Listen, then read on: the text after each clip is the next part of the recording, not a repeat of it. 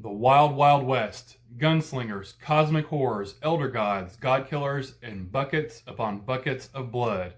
If this sounds like something you'd be interested in, stick around. Yeehaw!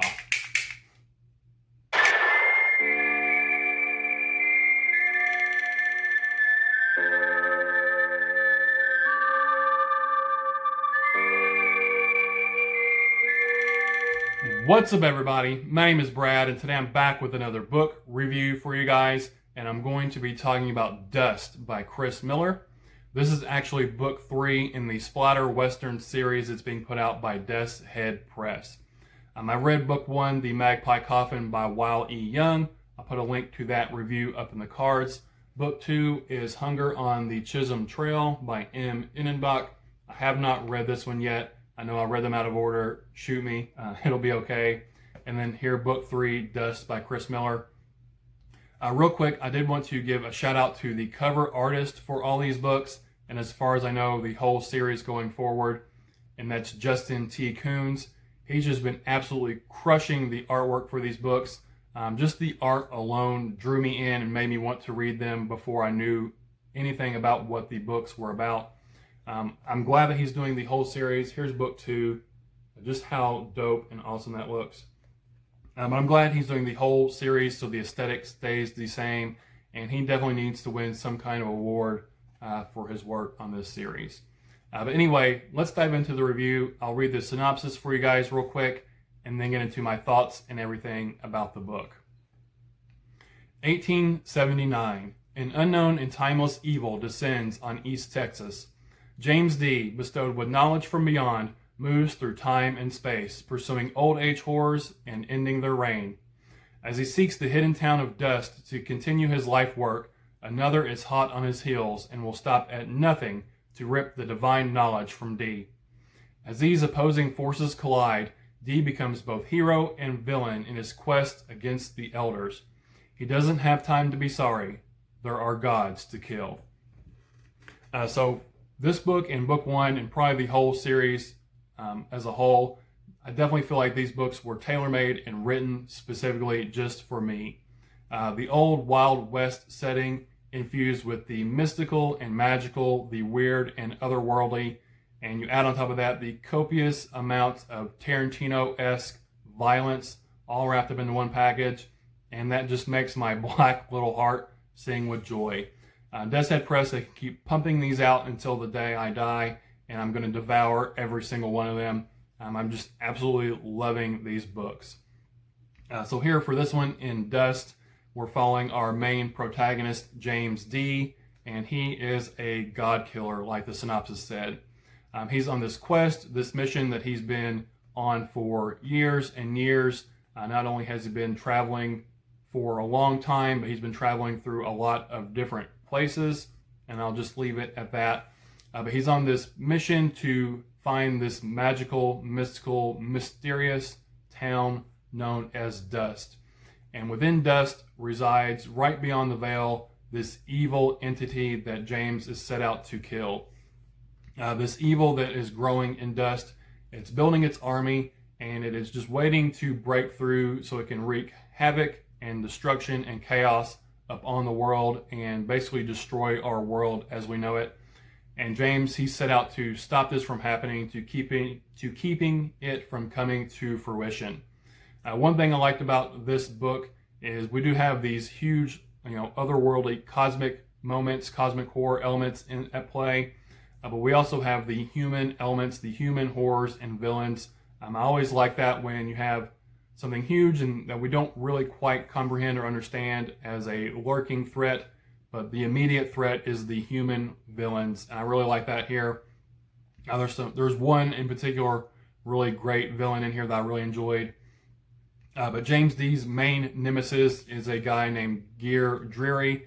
He's also has his heart set on finding Dust, but for the exact opposite reasons as James. He wants to find it and harness this evil power to basically control the world for his own evil purposes. So they're pitted against each other. I like that. Was at play the whole time with this larger than life evil lurking in the background. So for this, Chris Miller, he brings a lot of sort of your typical Western tropes and cliches to it, but I was okay with that, especially more towards the beginning. We get a lot of those tropes and cliches, but you know, what is a Western without those specific things that you sort of always are looking for? So it was fine that he added those in here. They're sort of tongue-in-cheek and wink, wink, nod, nod. You know, look at this. This is a Western story. And I just, you know, ate it up. It was a lot of fun. He also introduces a lot of colorful characters here. Some standouts for me were Denarius, I believe is how you pronounce his name, Denarius King. He is a former slave that James D. runs across, and Denarius sort of ends up being his sidekick, tagging along for this journey. Denarius was probably my favorite character in the book. I felt like he was the most developed, had the most backstory and stuff added to him, and he had a lot of the more heartfelt moments where you could sympathize and empathize with him about what was going on and the situation that he was tossed into. Another standout character for me, probably my favorite human villain in the book, was Bonham. He is the sidekick to Gear Dreary, the main nemesis.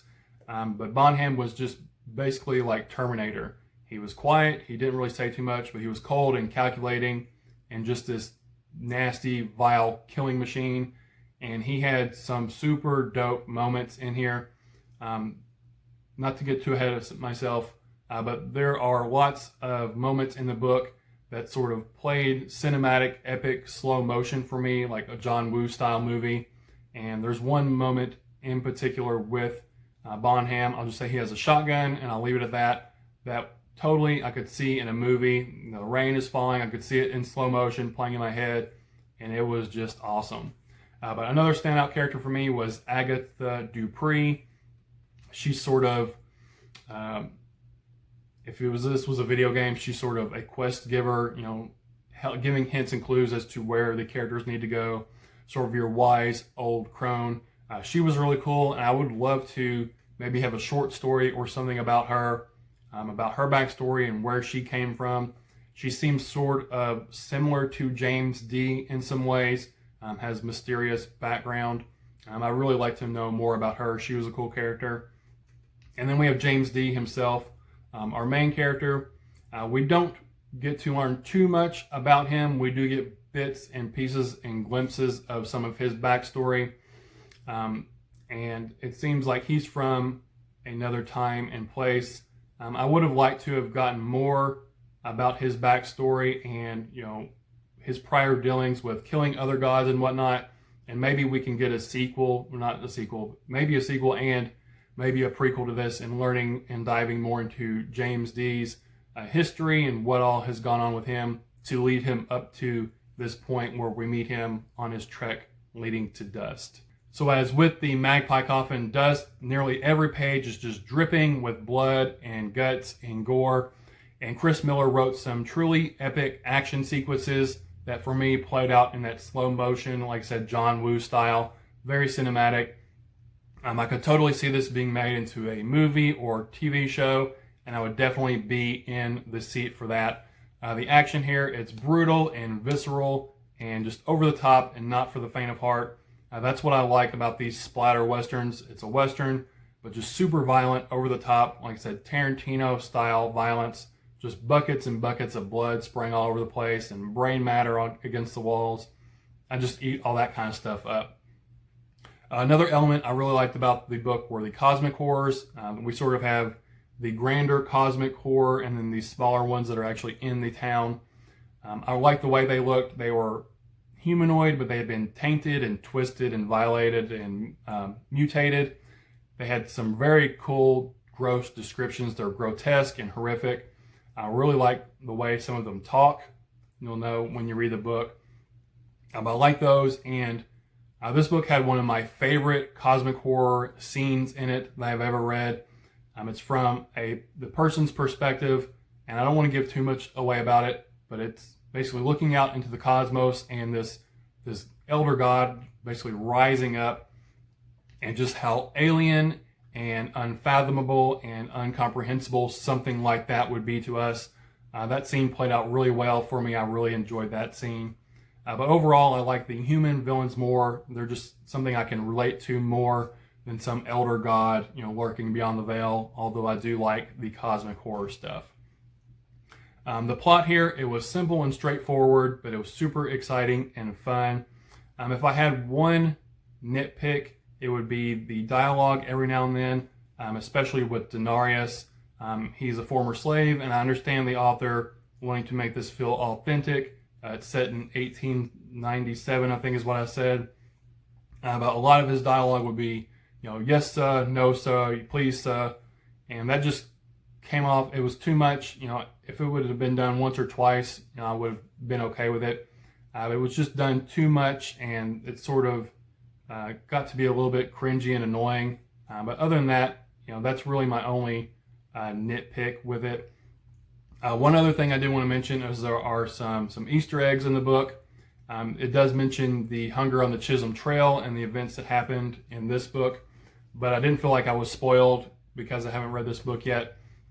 There was a cool author name Easter egg drop in here, see if you can catch that. And then also, I think that Chris Miller, he took a lot of inspiration and was inspired by Stephen King. There are definitely some Stephen King hints and nods to this. And I feel like this was sort of a love letter to Stephen King's, not only The Gunslinger, but sort of the Dark Tower series as a whole. If you love Stephen King, I think you'll get a kick out of some of the little clues and hints and, like I said, nods to Stephen King. There's one overt one that sort of had me chuckle a little bit. But other than that, the other ones were kind of subtle, and you wouldn't really pick them up if you haven't read any of Stephen King's stuff. So I enjoyed that. Like I said, sort of an homage and love letter to Stephen King.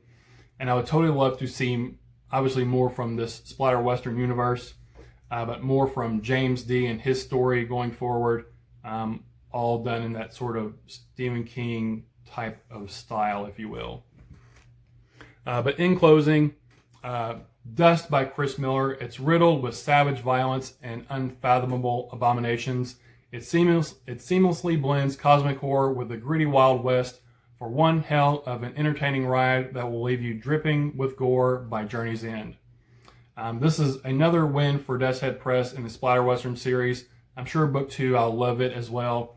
If you like Westerns, if you like super violent stories, just action-packed, for this one, cosmic horror elements at play, Lovecraftian and whatnot, definitely check this book out. Check these series out as a whole. I think you'll really enjoy them, as I have. And I can't wait to see what else Death's Head Press has in store for the rest of the series going forward. For me, I gave Dust by Chris Miller 4 out of 5 stars. I really enjoyed it. Not as much as Magpie Coffin, but still a really solid entry in the series. Like I said, I just can't wait to read, what else Death's Head Press puts out for their Splatter Western series. Well, that's all I have for you guys today. Again, this has been my review of Dust by Chris Miller. I gave it 4 stars. I thoroughly enjoyed it. It was a wild, entertaining, gore fest of a ride. But thank you all for spending your time with me today. Again, my name is Brad, and I'll talk to y'all later. Bye.